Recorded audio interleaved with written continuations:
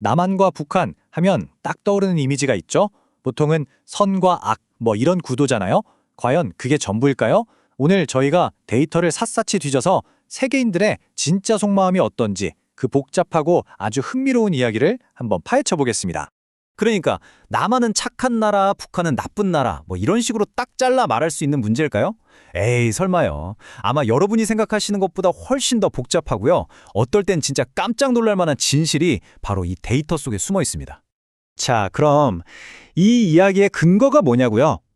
바로 2025 글로벌 통일인식 조사라는 아주 따끈따끈한 자료입니다. 그냥 몇 명한테 물어본 게 아니고요.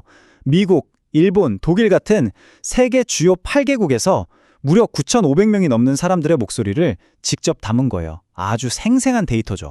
좋습니다. 그럼 가장 먼저 우리에게 제일 익숙한 그림부터 한번 시작해보죠. 그러니까 서구권 국가들은 주 한국을 대체로 어떻게 보고 있는지 여기서부터 출발해볼게요. 자, 북미나 유럽 쪽 시각을 보면요. 남한과 북한은 진짜 거의 완벽한 거울 같아요. 서로 정반대라는 거죠. 예를 들어 어느 나라를 더 신뢰하세요? 하고 물었더니 캐나다 같은 경우 보세요. 남한은 점수가 아주 높죠. 반면에 북한은 뭐 거의 바닥 수준입니다. 그리고 이런 정반대 구도는 다른 질문에서도 똑같이 나타나요. 다른 나라를 존중하는 나라는 어디인가요? 이 질문에도 미국인들은 남한에는 긍정적인 평가를, 북한에는 아주 부정적인 평가를 내렸습니다. 여기까지는 뭐 다들 예상했던 그대로죠? 그리고 이 질문에서 그 이미지는 완전히 극명하게 갈립니다. 어느 쪽이 더 위협적인가? 결과는 보시는 대로예요. 북한은 명백한 위협, 남한은 안전한 파트너. 네, 바로 이게 우리가 가장 익숙하게 들어왔던 세계의 일반적인 시선이라고 할 수 있겠습니다. 하지만 바로 여기서부터 이야기가 정말 흥미로워집니다. 지도를 쭉 확대해서 한 번 더 바로 옆에 있는 이웃 나라들로 시선을 돌리는 순간 방금까지 봤던 그 선명했던 흑백 구도가 와르르 무너지기 시작해요. 특히 우리가 주목해야 할 나라는 바로 일본과 몽골인데요. 이 두 나라가 바라보는 시선은요. 우리가 지금까지 알고 있던 모든 걸 완전히 뒤집어 버릴 만큼 아주 독특하고 또 중요합니다. 이 보고서는 일본을 딱 한마디로 이렇게 정의합니다. 예외적인 국가다. 왜냐하면 남한을 위협으로 간주하기 때문이다. 네, 여러분 지금 잘못 들으신 거 아니에요.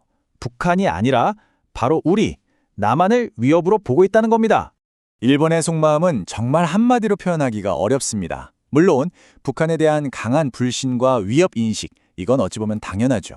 그런데 진짜 놀라운 건 바로 남한에 대한 평가예요. 신뢰도는 불신 수준이고요. 심지어 위협적이라고까지 평가하고 있습니다. 그러니까 북한도 못 믿겠고 동시에 남한도 잠재적인 경쟁자이자 위협으로 경계하고 있다는 거죠. 이런 복잡한 시각을 이중불신이라고 부를 수 있겠습니다. 자, 일본의 시선이 이렇게나 복잡하다면 또 다른 이웃인 몽골은 어떨까요? 몽골의 눈에는 두한국이 어떻게 보일까요? 여기서부터 이야기는 또 한 번 완전히 다른 방향으로 흘러가기 시작합니다. 몽골의 대답은 정말 충격적이라고 할 수밖에 없어요.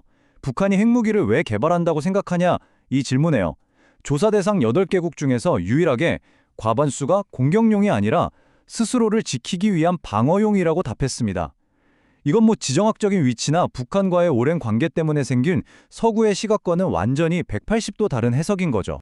자, 이렇게 나라마다 제각각인 시선들, 이 모든 이야기는 결국 하나의 거대한 질문으로 모이게 됩니다. 바로 통일이라는 주제죠. 그리고 이 지점에서 우리는 아주 의미심장한 역설, 그러니까 모순을 발견하게 돼요. 전 세계 사람들에게 한번 물어봤습니다. 한반도 통일 필요하다고 생각하세요?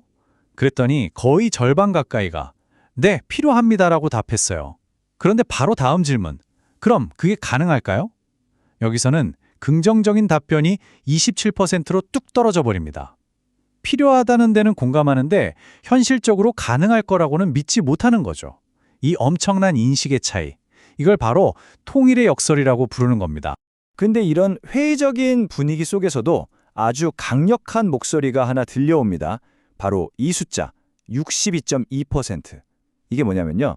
통일을 직접 경험해본 독일인들이 한반도에도 통일을 추천하겠다고 답한 비율이에요. 이건 그냥 의견이 아니라 경험에서 나온 아주 무게감 있는 조언인 거죠. 아니, 직접 해본 사람들은 추천한다는데 왜 다른 나라 사람들은 이렇게 회의적일까요?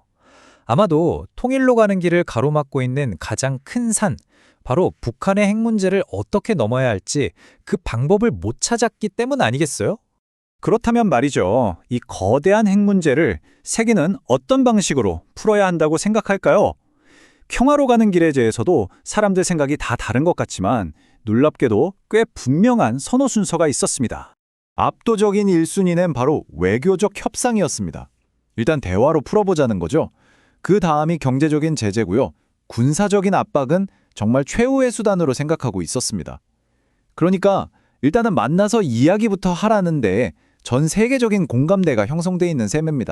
하지만 여기서도 거리라는 변수가 또 등장합니다. 북한의 위협을 정말 피부로 느끼는 일본 같은 나라는 외교만으로는 안 된다, 좀 부족하다 이렇게 생각하면서 더 강력한 경제 제재를 선호하는 경향을 보였어요. 결국 위협을 가까이에서 느낄수록 해법도 더 강경해지는 거죠. 자, 이 모든 데이터를 다 모아놓고 보면 어떤 그림이 완성될까요? 두 한국에 대한 세계의 평가는요, 그냥 O, X로 딱 점수를 매길 수 있는 그런 시험지가 아니었어요. 오히려 아주 복잡한 글로벌 성적표에 가깝습니다. 서구권 국가들이 매겨준 신뢰도 A+ 같은 아주 훌륭한 점수도 있고요. 바로 옆자리 이웃인 일본이 남긴 관계 개선이 시급함 같은 뼈아픈 코멘트도 달려있죠. 이 성적표가 우리에게 보여주는 건 누가 옳고 그르냐가 아니라 이 문제를 둘러싼 시선이 얼마나 다층적이고 복잡한가 하는 현실 그 자체입니다. 결국 한반도의 미래라는 아주 거대한 그림은 바로 이 복잡한 성적표 위에서 그려지게 될 겁니다. 그렇다면 앞으로의 역사를 만들어갈 힘은 과연 누구의 시선에 달려 있을까요? 멀리서 원칙을 이야기하는 다수의 목소리일까요?